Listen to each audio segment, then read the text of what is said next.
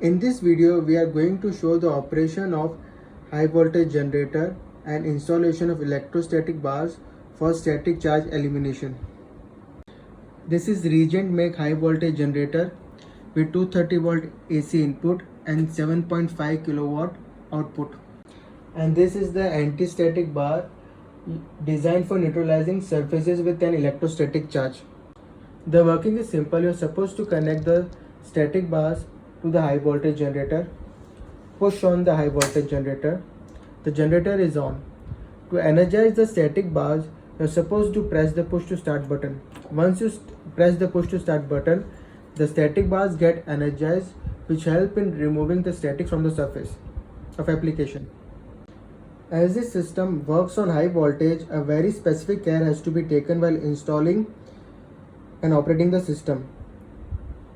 Proper installation of high voltage generator and cable is to be done, because if there is any mechanical breakage in the high voltage cable going to the electrodes, it may cause spark at the breaking point and which can damage the entire system. To avoid these problems, the high voltage generator is installed with a static system guard, which will immediately stop the power supply to the system when there is a fault, preventing a major damage. To indicate the problem, there is a hooter installed inside the high voltage generator, which will start buzzing if there is a fault, and the system will stop working.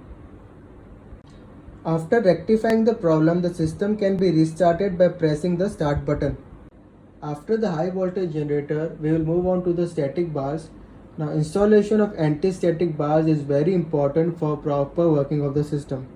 The bar length can be in the range of 300 to 5000 mm depending on your application. The static bars has stud on them to mount them on the clamps as per your application. The bar should be positioned in such a way that the emitter points are directed towards the area to be ionized. That is, pins should point towards web at 90 degree. If in case you are using two electrodes, you have to make sure that both the electrodes do not overlap each other. They should be kept at a zigzag position, like this or like this, but not perpendicular to each other, as doing this will decrease the effect of static generated from the anti-static bars. So you're supposed to keep it in a zigzag position and not overlap each other. The material to be passed for static elimination can be kept at a minimum distance of 10 mm to a maximum distance of 40 mm from the electrostatic bars.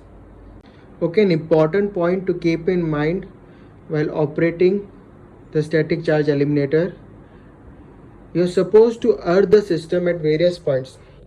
You're supposed to earth the electrode and the power generator. So earthing points are mentioned on the electrodes as well as power generator as per the electric cable for the input of 230 volt AC. The system works only when there is proper earthing provided. You have to be very careful while handling the static bars, as the emitter points are very sharp, so make sure you don't get hurt while operating the static bars. These are shockless static bars, so even if you touch them by mistake during operation, you won't get an electric shock. Rest other details regarding the maintenance and cleaning of the system is provided in the operation manual with the system.